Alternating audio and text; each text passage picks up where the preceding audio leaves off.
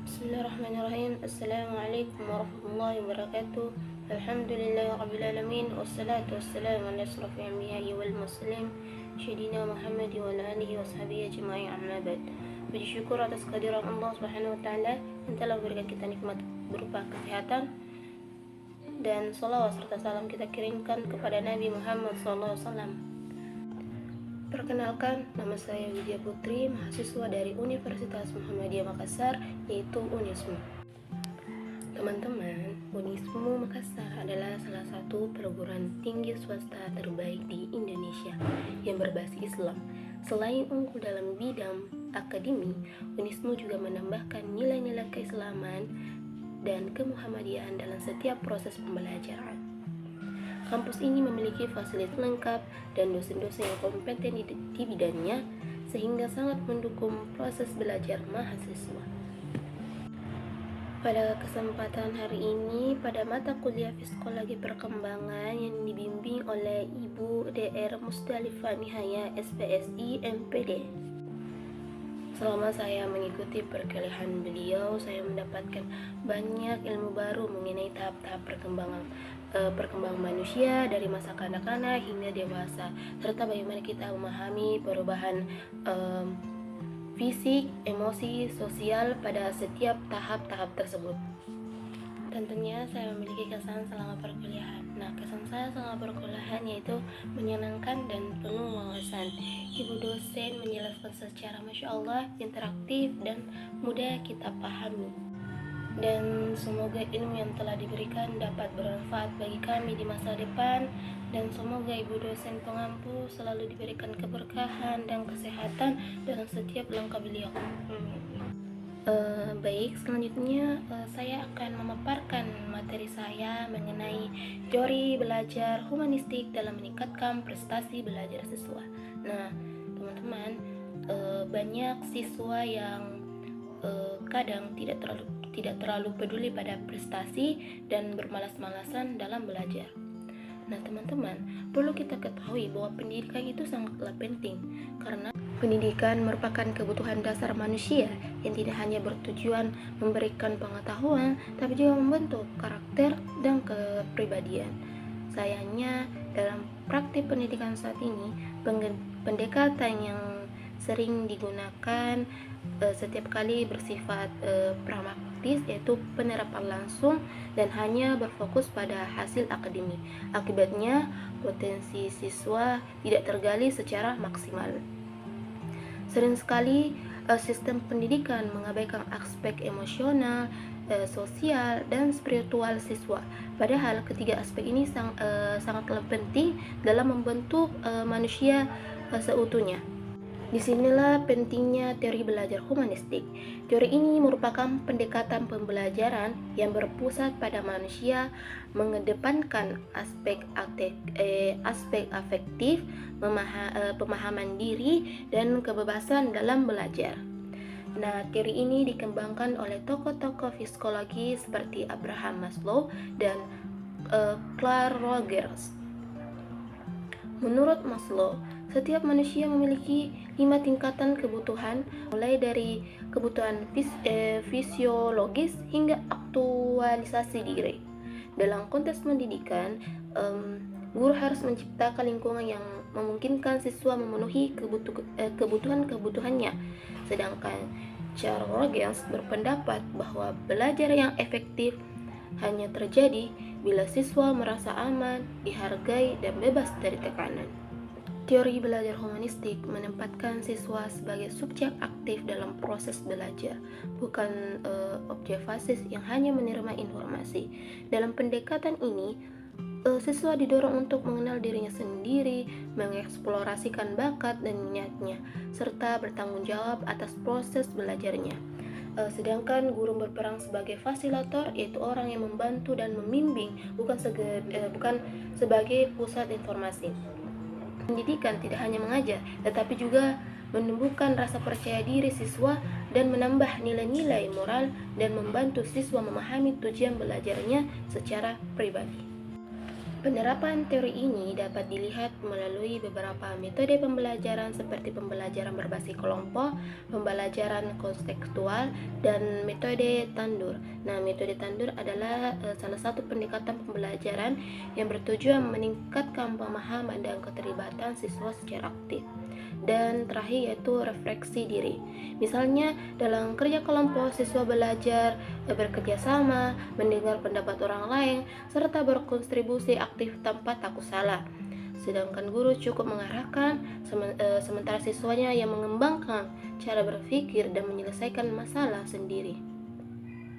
Nah, proses ini sangat penting dalam membangun motivasi intrinsik siswa, yaitu dorongan dari dalam diri untuk belajar bukan karena paksaan atau tekanan dari luar. Dalam praktiknya, teori humanistik mendorong mahasiswa untuk mengalami pengalaman belajar yang bermakna, bukan sekedar menghafal materi. Pembelajaran harus mengandung makna pribadi sehingga siswa merasa terhubung dengan materi dan melihat manfaatnya dalam kehidupan nyata. Ini membuat siswa lebih tertarik, lebih aktif, dan lebih bertanggung jawab terhadap hasil belajarnya.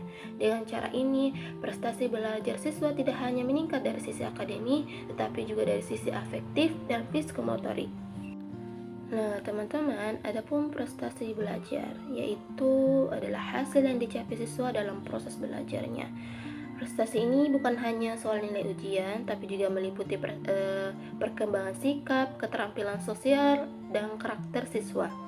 Oleh karena itu, jika pendekatan yang digunakan hanya berfokus pada aspek kognitif, maka hasil pendidikan akan timbang. Nah, dengan menggunakan pendekatan humanistik, yaitu ketiga aspek belajar, kognitif, afektif, dan psikomotorik, dapat berkembang secara seimbang. Namun, teman-teman, meskipun teori ini sangat ideal, penerapannya tidak lepas dari tantangan. Masih banyak guru yang menggunakan pendekatan tradisional, yaitu berpusat pada guru dan hanya mengejar target kurikulum. Siswa yang dianggap berbeda atau tidak sesuai standar cenderung diabaikan.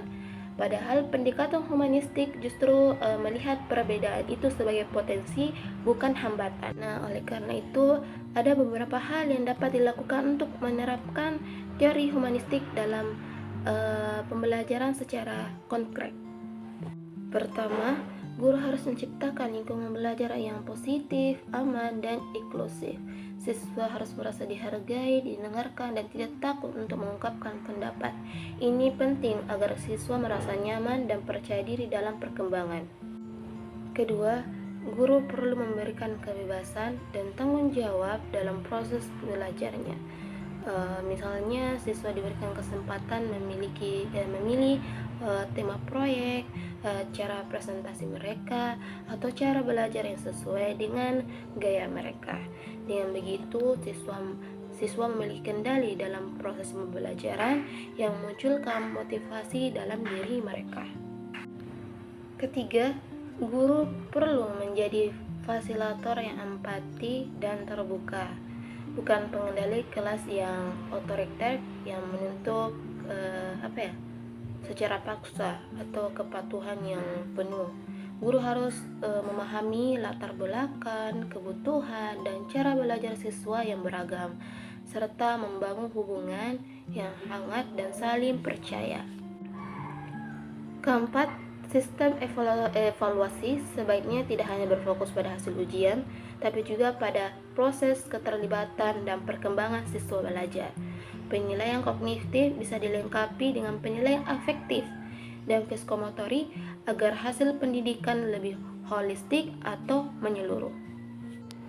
Nah, terakhir teman-teman, yaitu sangat penting untuk mengintegrasikan nilai-nilai keislaman dalam teori belajar humanistik, khususnya dalam konteks pendidikan agama Islam.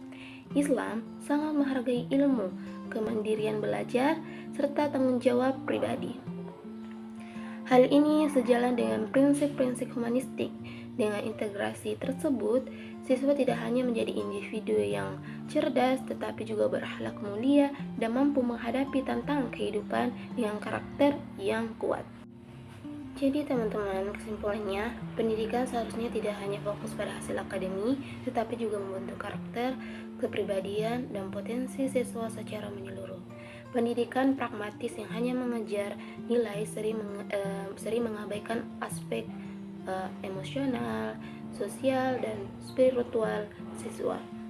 Disinilah pentingnya teori belajar humanistik yang menempatkan siswa sebagai subjek aktif, mendorong kebebasan, pemahaman diri, dan pengalaman belajar yang bermakna.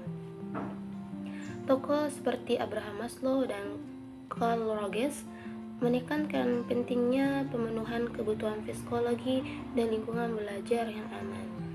Penerapan teori ini dapat dilakukan melalui metode pembelajaran aktif seperti kerja kelompok, CTL, metode tandur, dan refleksi diri, serta evaluasi yang holistik mencakup kognitif, afektif, dan psikomotorik.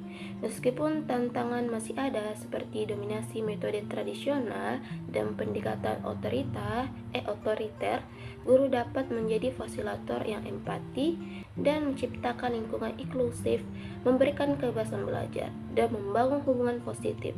Integrasi nilai-nilai keislaman dengan pendekatan humanistik akan memperkuat pembentukan karakter dan menjadi siswa pribadi yang cerdas, mandiri, dan berakhlak mulia.